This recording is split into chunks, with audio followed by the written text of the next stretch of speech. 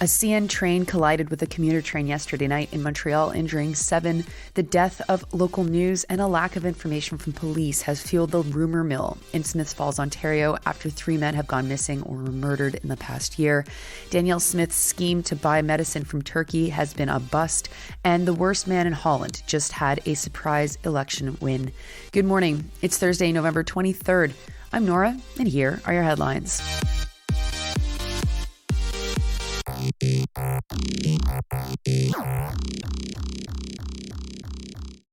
We start in Montreal this morning, where last night 2 trains collided, injuring 7 people. The Transportation Safety Board is on site investigating.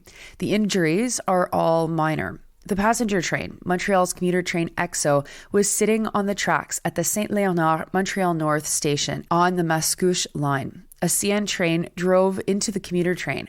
There were no dangerous goods on board the CN train.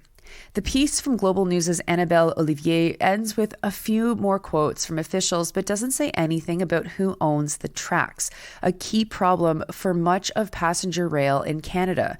Trains, whether they are via EXO or GO Transit, are regularly late because freight trains take priority on tracks that are mostly owned by private companies, usually either CP or CN. Here is who owns the EXO tracks, according to their website.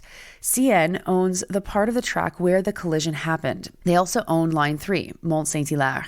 CP owns EXO Lines 1, 2, and 4. That's Vaudreuil-Hudson, Saint-Jérôme, and Candiac. The Caisse de dépôt et placement owns Line 6, which is de Montagne, though CN controls rail traffic on this line, and EXO owns several parts of the lines, including from 4 stops past where this collision happened to the end of the Mascouche line. Next, to a mystery in Smiths Falls, Ontario. Stu Mills is reporting that 3 men from the small town have gone missing in the past year. In fall 2022, Lawrence Bertram went missing. He was 42 years old. Then, last October, Robbie Thompson was reported missing. Bertram and Thompson were acquaintances. And at the start of November, the body of Steve Tate was found in a ditch just north of town. Tate was also acquainted with Bertram and Thompson, and they were all similar ages. Now, it isn't necessarily surprising that all 3 men knew each other. There are fewer than 10,000 people in Smiths Falls.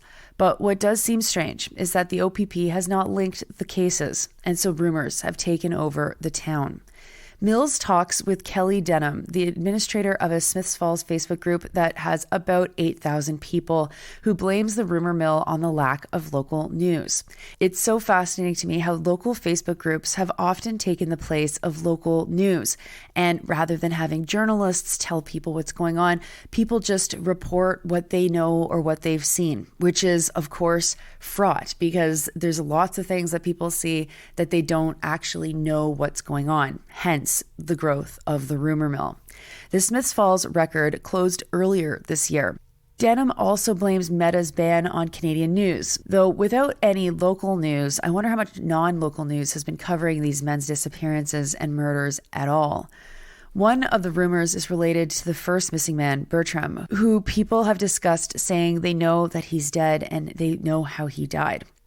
There's also a lack of police information, something that is directly tied to a lack of local news, but a connection that isn't explicitly made in the article.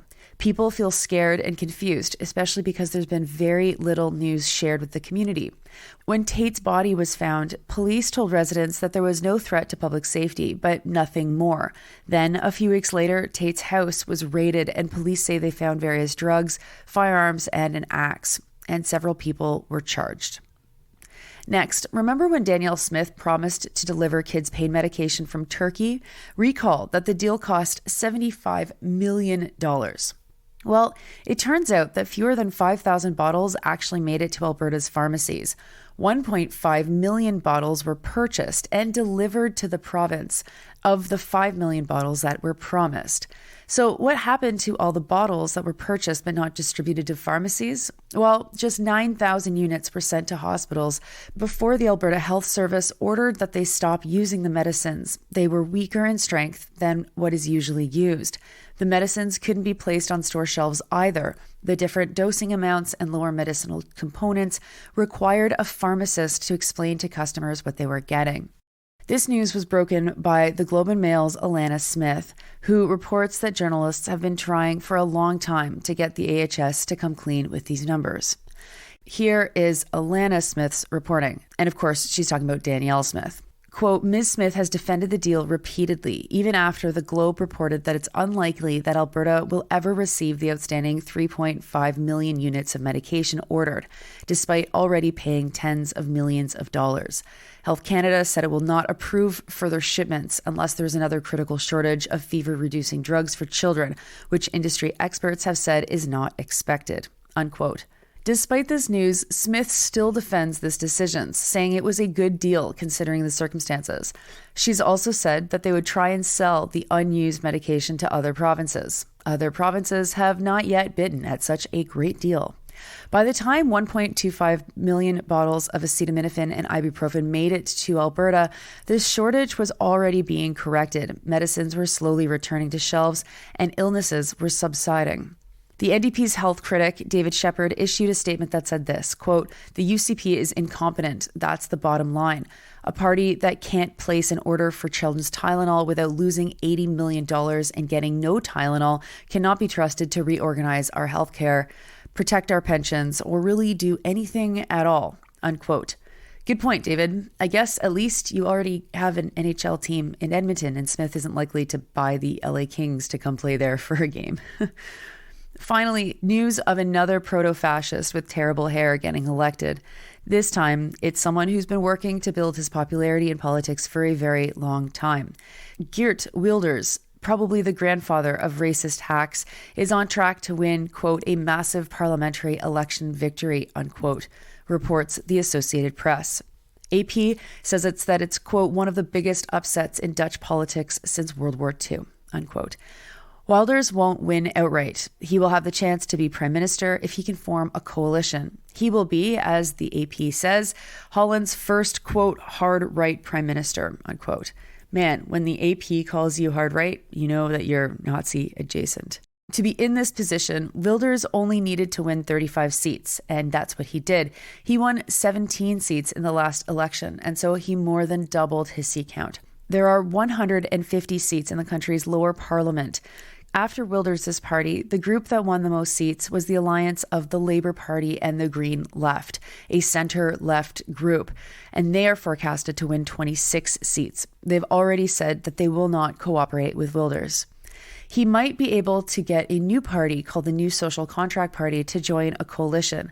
They only formed 3 months ago by Pieter Omtzigt, who was a Christian Democrat before founding this new party. They won 20 seats, which seems pretty surprising, from nothing to 20 seats in just a few months.